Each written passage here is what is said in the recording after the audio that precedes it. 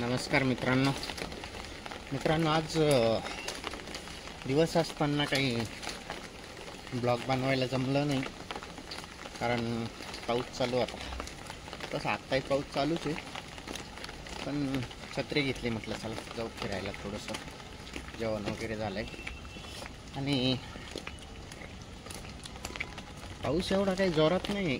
धनश्री बरोबर का नाही, पण बारीक बारीक पाऊस चालू आहे. आज इकडे म्हणजे सिन्नरला खूप जोरदार पाऊस झालेला आहे. म्हणजे स्टँडवरचं दृश्य आहे ना धनश्री, खूप भयानक. आज व्हिडिओ आलेले व्हॉट्सअपला.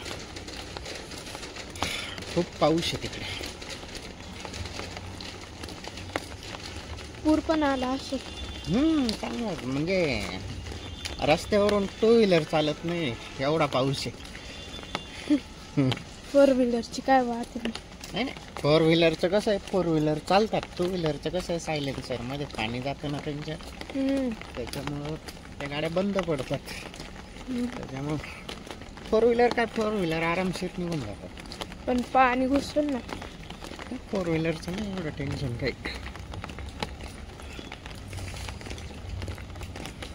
जेवण वगैरे झाले असतील सगळ्यांचेच. आमचे जेवण झाले. चला जरा बाहेर जाऊ फिरायला. इथले लाकडं हे झाड तोडले बघा ना. इथले झाडं सगळेच तोडले.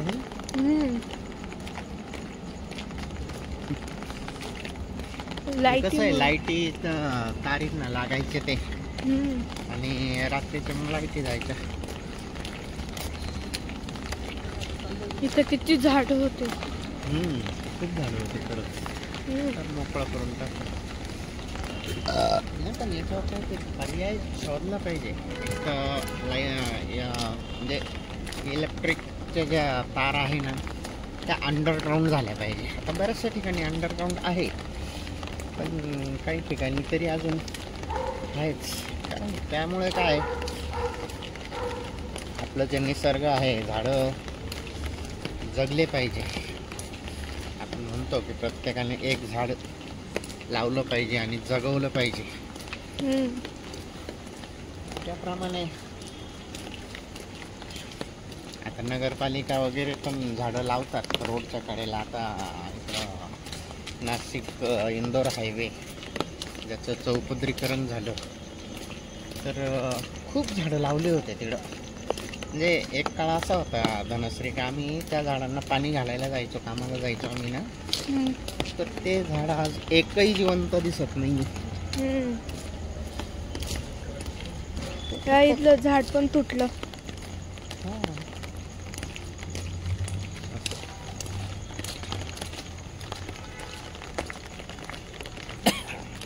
निसर्गाचे जे झाडं तोडले जातात ना, त्याचे खूप दुष्परिणाम आपल्याला भोगावे लागत आहे. त्याकडे कोणी लक्ष देत नाही आहे.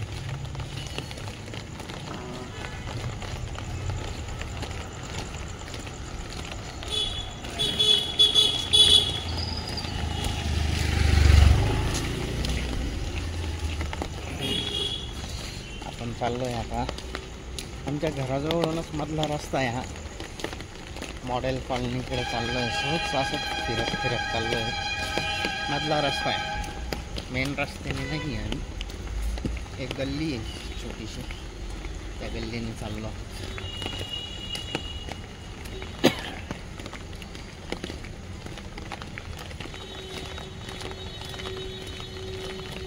आज पावसामुळे काही कोणी जास्त बाहेर दिसत नाही या रस्त्याला. पण या रस्त्याला थोडेसे जाणारे लोक असतातच. पावसामुळे आज काही दिसत नाही आहे.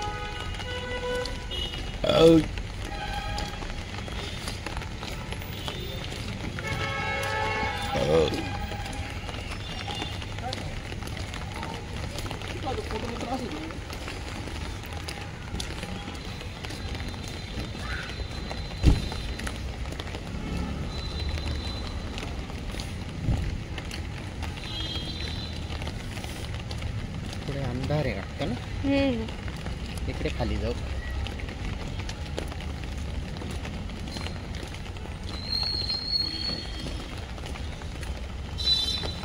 कॉलेज रोडच्या दिशेने थोडंसं.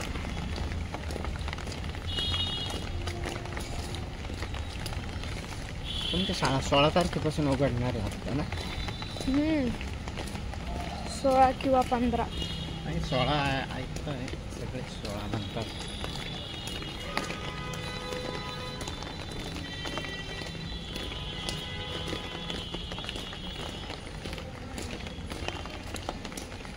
आज रागिणीला नाही आणलं आपण. रागिणी बसली मोबाईल बघत घरामध्ये. पाऊस चालू होता त्याच्यामुळे तिला काही बोलवलं नाही. तिची आजी आणि तिची आजी घरातलं जा आवरते आणि ती बसली मोबाईल बघत. नाही तर मग मस्ती करत बसते ती. तिला खूप मस्ती लागते.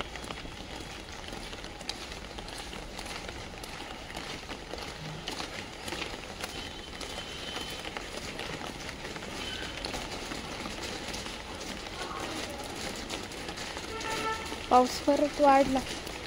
पाऊस पुन्हा वाटतोच. आज गोदावरी नदीला पूर येईल वाटतं. हां, तिकडे त्र्यंबकेश्वर साईडला जर पाणी चांगलं जर असेल ना तर मग नक्कीच पूर येईल. मला हा वाटतंय पाणी का सगळीकडे असेलच,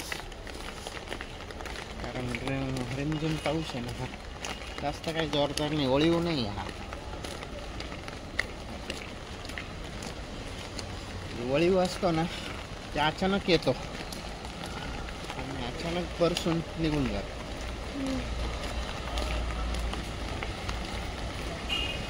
हवा कमी आहे त्याच्यामुळे ढग वाहत नाही शांतपणे.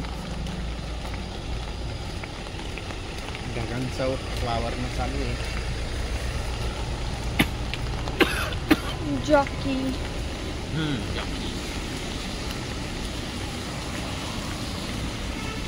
समोर पोलीस स्टेशन आहे मित्रांनो. कोणाला कंप्लेंट द्यायची असेल तर येऊ शकते. त्याला कोणी शक्यतो राहत नाही वाटतं. आहे ना. हे आपण आलो आहे कॉलेज रोड. सर्वात बेस्ट एरिया. सगळ्यात बेस्ट एरिया. VIP सगळे उद्योगपती राहतात तिकडे.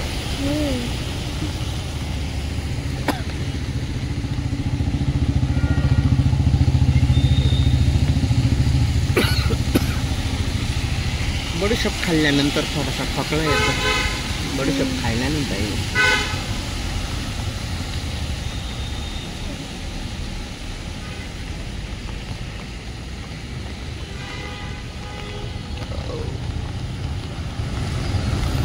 इकडे यशोदा मेडिकल आहे.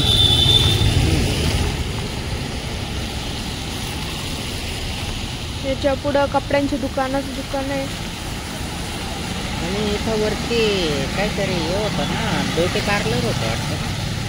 आहे ना.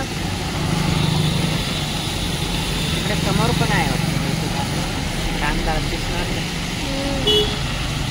खूप अंधारात आहे.